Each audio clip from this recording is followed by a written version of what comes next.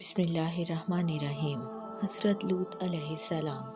حضرت ابراہیم کی حیات مبارکہ میں پیش آنے والا ایک اہم اور عظیم واقعہ حضرت لوط علیہ السلام کی قوم پر اللہ تعالیٰ کے سخت عذاب کا نزول ہے۔ حضرت لوط علیہ السلام ہاران کے بیٹے تھے اور ہاران تارہ یعنی آزر کے بیٹے تھے۔ چنانچہ حضرت لوط حضرت ابراہیم کے بھتیجے تھے، کیونکہ ابراہیم، ہاران اور ناہور آپس میں بھائی تھے۔ حضرت لوط علیہ السلام حضرت ابراہیم علیہ السلام کی اجازت بلکہ ان کے حکم سے ان کے علاقے سے منتقل ہو کر غور زغر کے علاقے میں سدوم کے شہر میں رہائش پذیر ہو گئے تھے۔ یہ اس علاقے کا مرکزی مقام تھا جس کے ساتھ کافی زرعی اراضی اور دیہات وغیرہ ملحق تھے۔ یہاں کے باشندے انتہائی فاسق، فاجر، شدید ترین کافر، انتہائی بد فطرت اور بے حد بدکردار تھے۔ وہ راہزنی کے عادی اور سرِ عام برے کام کرنے والے تھے۔ وہ ایک دوسرے کو ان گناہوں کے ارتکاب سے منع بھی نہیں کرتے تھے، یعنی ان کے اعمال انتہائی برے تھے۔ انہوں نے بے حیائی کا ایک نیا کام شروع کر رکھا تھا جو ان سے پہلے کسی انسان نے نہیں کیا تھا، یعنی انہوں نے اپنی نفسانی خواہش مردوں سے پوری کرنا شروع کر دی اور اپنی جائز خواہش عورتوں کے ذریعے سے پوری کرنے سے اجتناب کرنے لگے۔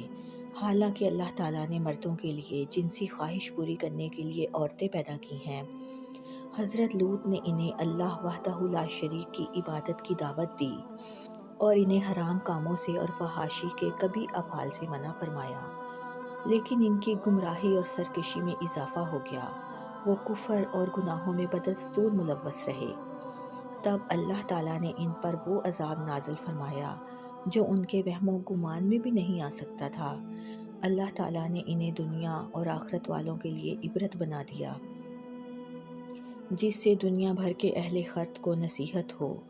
اللہ تعالیٰ سورہ ہود آیت نمبر 69 سے 83 میں فرماتے ہیں، اور ہمارے فرشتے ابراہیم کے پاس بشارت لے کر آئے تو سلام کہا، انہوں نے بھی جواب میں سلام کہا۔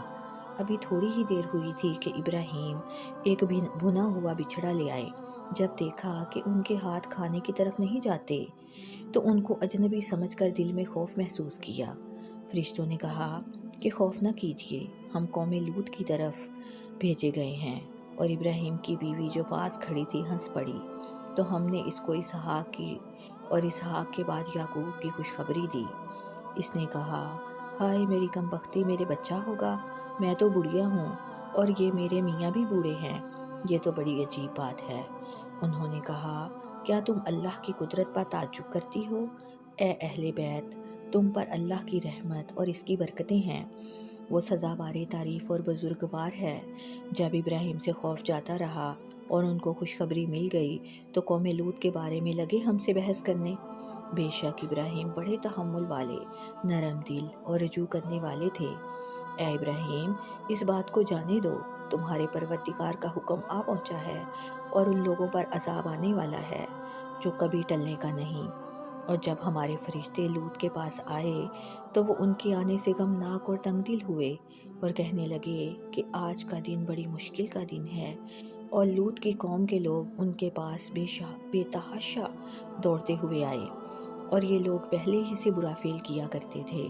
لوط نے کہا، اے قوم، یہ جو میری قوم کی لڑکیاں ہیں یہ تمہارے لیے جائز اور پاک ہیں، تو اللہ سے ڈرو اور میرے مہمانوں کے بارے میں میری آبرو نہ ضائع کرو۔ کیا تم میں کوئی بھی شائستہ آدمی نہیں؟ وہ بولے، تم کو معلوم ہے کہ ہمیں تمہاری قوم کی بیٹیوں کی کوئی حاجت نہیں، اور جو ہماری غرض ہے اسے تم خوب جانتے ہو۔ لوط نے کہا، اے کاش مجھ میں تمہارے مقابلے کی طاقت ہوتی، یا میں کسی مضبوط قلعے میں پناہ پکڑ سکتا۔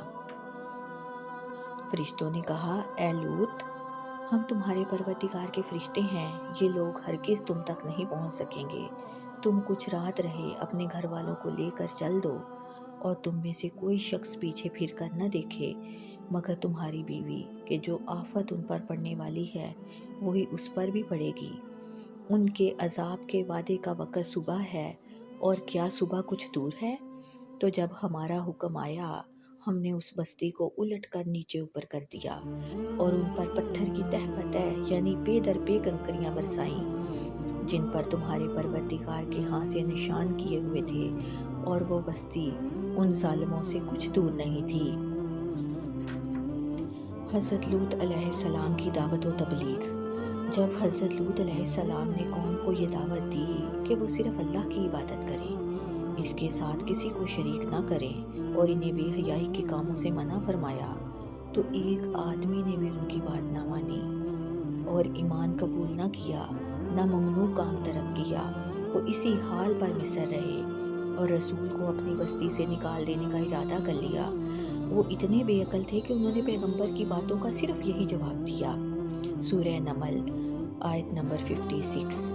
لوط کے گھر والوں کو اپنے شہر سے نکال دو، یہ لوگ پاک رہنا چاہتے ہیں۔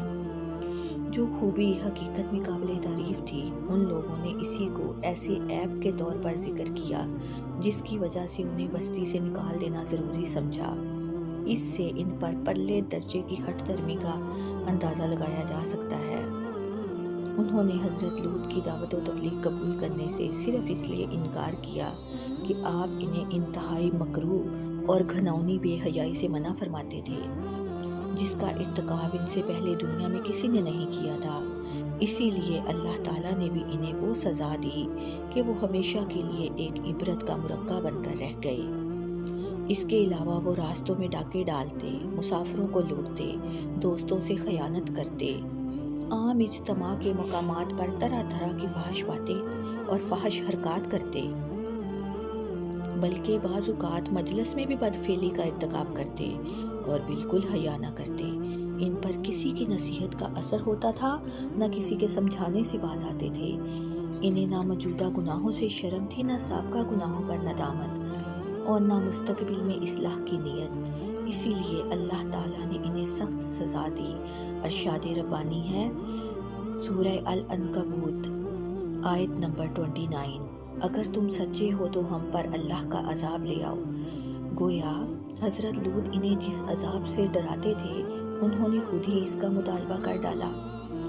جب حضرت لوط علیہ السلام نے دیکھا کہ قوم کی سرکشی میں روز بروز اضافہ ہوتا جا رہا ہے، تو ان کے خلاف بد دعا فرمائی اور اللہ تعالیٰ سے التجا کی کہ فسادیوں کے خلاف اللہ تعالیٰ آپ کی مدد فرمائے۔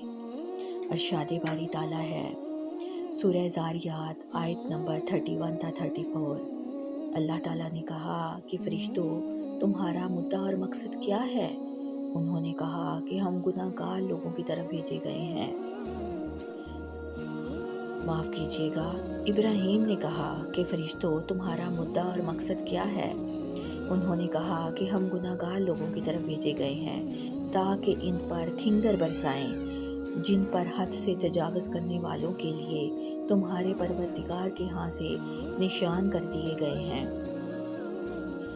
اللہ تعالیٰ دوسری آیت سورہ العنکبوت آیت نمبر 31 تا 32 اللہ فرماتا ہے، اور جب ہمارے فرشتے ابراہیم کے پاس خوشخبری لے کر آئے تو کہنے لگے کہ ہم اس بستی کے لوگوں کو ہلاک کر دینے والے ہیں، کیونکہ یہاں کے رہنے والے نافرمان ہیں۔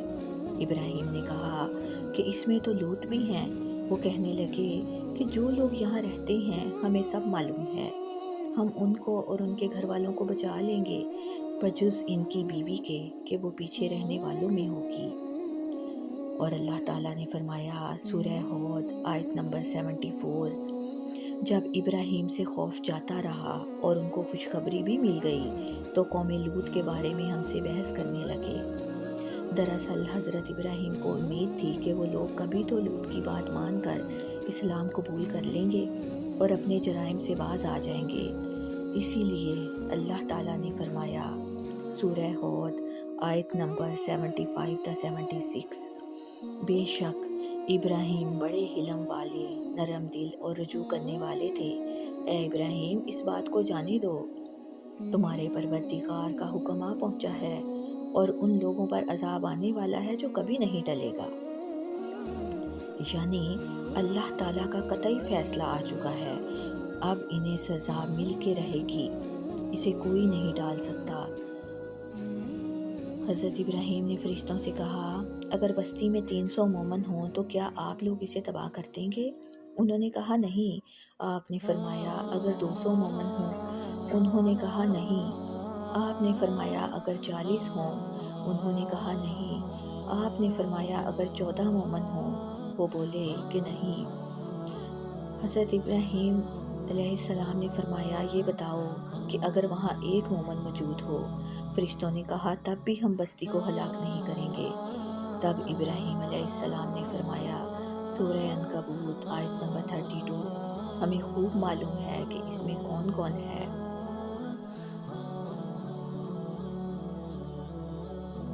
اہل کتاب کہتے ہیں کہ آپ نے فرمایا یا رب کیا تو انہیں تباہ کر دے گا جبکہ ان میں 50 نیک آدمی موجود ہوں؟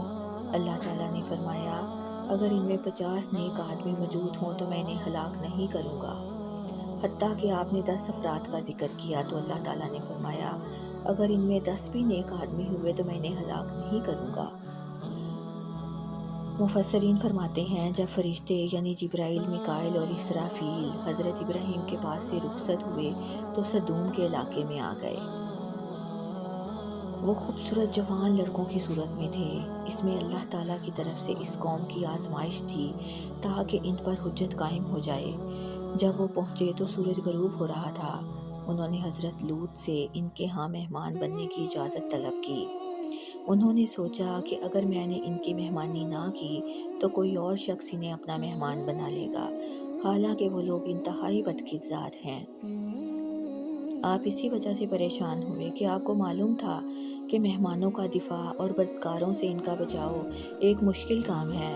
آپ کو پہلے بھی اس کام کی انجام دہی میں سخت مشکلات پیش آ چکی تھیں اور شہر کے لوگوں نے پہلے سے کہہ رکھا تھا کہ کسی اجنبی کو اپنا مہمان نہ بنائے۔ حضرت قتادہ فرماتے ہیں فرشتے انسانی صورت میں آپ کے پاس آئے تو آپ کھیتوں میں کام کر رہے تھے۔ انہوں نے آپ کے ہاں ٹھہرنے کی خواہش ظاہر کی۔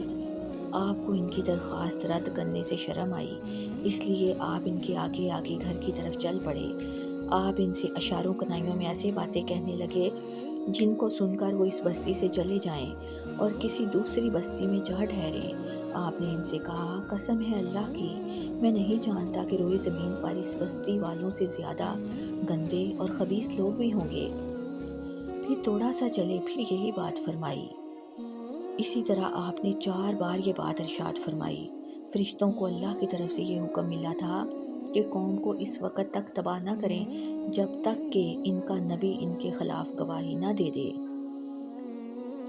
آپ نے یہ تمنا کی کہ کاش آپ کو ان کے مقابلہ کرنے کی قوت حاصل ہوتی، یا آپ کے خاندان اور قبیلے کے افراد وہاں موجود ہوتے جو ان کے خلاف آپ کی مدد کرتے۔ حضرت ابو ہریرہ سے روایت ہے رسول اللہ صلی اللہ علیہ وآلہ وسلم نے فرمایا ہم ابراہیم سے زیادہ شک کرنے کا حق رکھتے ہیں، اور اللہ لوط علیہ السلام پر رحمت نازل فرمائے وہ ایک مضبوط سہارے کی بنا لیتے تھے، اور اگر میں اتنا عرصہ قید میں رہتا جتنا عرصہ یوسف علیہ السلام رہے تو میں بلانے والے کی بات مان لیتا، اس کے کہنے پر جیل سے باہر آ جاتا۔ ایک روایت میں ہے کہ رسول اللہ صلی اللہ علیہ وآلہ وسلم نے فرمایا لوط علیہ السلام پر اللہ کی رحمت نازل ہو، وہ ایک مضبوط سہارے کی بنا لیتے تھے، یعنی اللہ تعالیٰ کی۔ آپ کے بعد اللہ نے جو بھی نبی بھیجا وہ قوم کے کھاتے پیتے گھرانے میں سے بھیجا۔ آپ کی اس حدیث کا مطلب یہ ہے میں اس اعتماد پر جیل سے باہر آ جاتا کہ اللہ تعالیٰ مجھے جھوٹے الزام سے کسی اور انداز سے بری کر دے گا، لیکن یوسف علیہ السلام نے زیادہ استقامت کا راستہ اختیار کیا اور اس وقت تک جیل سے باہر آنے سے انکار کر دیا جب تک ان کا دامن جھوٹے الزام سے پاک نہ ہو جائے، تاکہ کوئی یہ نہ سوچے کہ یوسف کو جیل سے نجات بادشاہ کی مہربانی سے ہوئی ہے، آپ کی بے گناہی کی وجہ سے نہیں۔ نبی مکرم کی قوم کو مصالحانہ نصیحت۔ بدکردار قوم نے جب لوط علیہ السلام کے خوبصورت مہمانوں کو دیکھا تو اپنی غلیظ خواہش سے مغلوب ہو کر دوڑتے ہوئے آئے۔ لوط علیہ السلام نے انہیں بڑے مشفقانہ انداز میں سمجھایا، مگر وہ بد فطرت اندھے ہو چکے تھے۔ ارشاد باری تعالیٰ ہے سورہ الحجر آیت نمبر 67 تا 71۔ اور اہل شہر لوط کے پاس خوش خوش آئے۔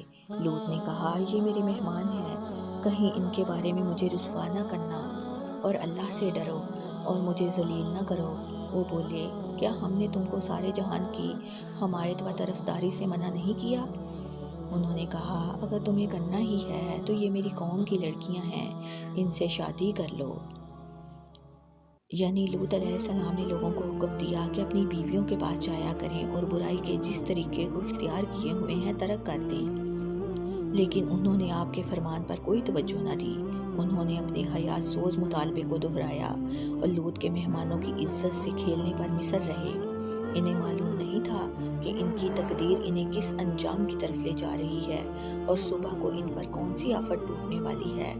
ارشاد باری تعالیٰ ہے، سورہ قمر آیت نمبر 36 تا 38، اور لوط نے ان کو ہماری پکڑ سے ڈرایا تھا، مگر انہوں نے ڈرانے میں شک کیا اور ان سے ان کو مہمانوں کو لے لینا چاہا، تو ہم نے ان کی آنکھیں مٹا دیں۔ سو اب میرے عذاب اور ڈرانے کے مزے چکھو۔ اور ان پر صبح سویرے ہی اٹل عذاب آ نازل ہوا۔ مفسرین فرماتے ہیں، اللہ کے نبی حضرت لوط نے اپنی قوم کو گھر میں داخل ہونے سے روکنے کی کوشش کی۔ دروازہ بند تھا، وہ لوگ اسے کھولنے اور اندر گھسنے کی کوشش کر رہے تھے۔ آپ دروازے کے پیچھے سے انہیں نصیحت فرما رہے تھے۔ جب صورتحال نازک ہو گئی تو آپ نے فرمایا، اے کاش مجھ میں تمہارے مقابلے کی طاقت ہوتی، یا میں کسی مضبوط قلعے میں پناہ پکڑ سکتا۔ تب فرشتوں نے کہا، اے لوط، ہم تمہارے پروردگار کے فرشتے ہیں، یہ لوگ ہرگز تم تک نہیں پہنچ سکتے۔ مفسرین فرماتے ہیں کہ جبرائیل علیہ السلام باہر تشریف لے گئے، اپنے پر کا ایک کنارہ ان کے چہروں پر مارا تو وہ اندھے ہو گئے، حتیٰ کہ بعض علماء کے قول کے مطابق ان کی آنکھیں بالکل معدوم ہو گئی۔ نہ ان کی جگہ باقی رہی جو چہرے کی ہڈی میں گڑھے کی صورت میں ہوتی ہے، نہ کوئی نشان باقی رہا۔ وہ دیواروں کو ٹٹولتے اور اللہ کے نبی کو دھمکیاں دیتے لوٹ گئے۔ جاتے ہوئے وہ کہہ رہے تھے، جب صبح ہوگی تو تم سے نپٹیں گے۔ حضرت لوط علیہ السلام نے ہر طرح سے قوم پر اتمام حجت کر دیا، عذاب الہی ان پر مسلط کر دیا گیا، اور آپ کی نافرمان بیوی بھی اسی عذاب میں مبتلا ہو گئی۔ ارشاد باری تعالیٰ ہے، سورہ قمر آیت نمبر 37 تا 38، اور انہوں نے ان سے ان کے مہمانوں کو لے لینا چاہا، تو ہم نے ان کی آنکھیں مٹا دیں۔ سو اب میرے عذاب اور ڈرانے کے مزے چکھو۔ اور صبح سویرے ہی اٹل عذاب آ نازل ہوا۔ فرشتوں نے لوط علیہ السلام کی طرف متوجہ ہو کر کہا کہ آپ اپنے گھر والوں کو لے کر رات کے آخری حصے میں یہاں سے تشریف لے جائیں، اور جب قوم پر عذاب نازل ہو تو ان کی آواز سن کر تم میں سے کوئی پیچھے مڑ کر نہ دیکھے، اور آپ کو حکم ہوا کہ آپ سب ہمراہیوں کے پیچھے چلیں۔ علماء فرماتے ہیں، جبرائیل علیہ السلام نے اپنے پر سے ان 7 بستیوں کو جڑوں سے اکھاڑ دیا، جن میں 400 یا 4000 افراد تھے۔ اللہ تعالیٰ نے ان بستیوں کو اس طرح الٹ دیا کہ ان کا اوپر والا حصہ نیچے ہو گیا، پھر مسلسل پتھروں کی بارش سے انہیں نظروں سے اوجھل کر دیا۔ ہر پتھر پر اس شخص کا نام لکھا ہوا تھا جس پر اسے گرنا تھا، خواہ ان میں سے کوئی اپنے شہر میں موجود تھا یا سفر کی وجہ سے شہر سے باہر تھا۔ اللہ تعالیٰ نے کافروں کے لیے نوح کی بیوی اور لوط کی بیوی کی مثال بیان فرمائی ہے۔ دونوں ہمارے نیک بندوں کے گھر میں تھیں، اور دونوں نے ان کی خیانت کی تو وہ اللہ کے مقابلے میں ان عورتوں کے کچھ بھی کام نہ آئے، اور ان کو حکم دیا گیا کہ دوسرے داخل ہونے والوں کے ساتھ تم بھی دوزخ میں داخل ہو جاؤ۔ خیانت سے مراد یہ ہے کہ انہوں نے دین کے معاملہ میں نبیوں کی پیروی نہیں کی تھی۔ حضرت لوط علیہ السلام کی بدکار قوم جیسا جرم کرنے والے کو سنسار کر دینا چاہیے۔ حضرت امام ابو حنیفہ نے مذکورہ بالا آیت کریمہ کی روشنی میں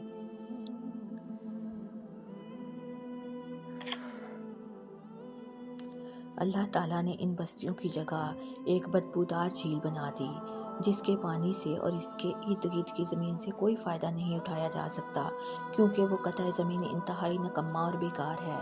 یہ اللہ کی طرف سے اس کی قدرت، عظمت اور اس کی گرفت کی ایک نشانی بن چکا ہے۔ اس سے یہ بھی ظاہر ہوتا ہے کہ اللہ اپنے مومن بندوں پر رحمت فرما کر انہیں تباہی سے بچاتا اور اندھیروں سے نکال کر روشنی میں لے جاتا ہے۔ چنانچہ ارشاد باری تعالیٰ ہے سورہ شورى آیت نمبر 8 تا 9، بے شک اس میں نشانی ہے اور ان میں اکثر ایمان والے نہیں تھے، اور تمہارا پروردگار تو غالب اور مہربان ہے۔ سورہ الحجر آیت نمبر 73 تا 77 میں ارشاد ربانی ہے سو ان کو سورج نکلتے نکلتے چنگھاڑ نے آ پکڑا اور ہم نے اس شہر کو الٹ کر نیچے اوپر کر دیا اور ان پر کھنگر کی پتھریاں برسائیں، بے شک اس قصے میں اہل فراست کے لیے نشانی ہے اور وہ شہر اب تک سیدھے راستے پر موجود ہے۔ بے شک اس میں ایمان لانے والوں کے لیے نشانی ہے، یعنی جو شخص ان کے واقعے پر غور کرے گا اور فہم و فراست استعمال کرے گا، اس کے لیے اس واقعے میں عبرت کی نشانیاں موجود ہیں۔ اور اللہ تعالیٰ نے ان بستیوں کی حالت کس طرح تبدیل فرما دی کہ جو کبھی آباد تھیں اب ویران کھنڈر بن چکی ہیں۔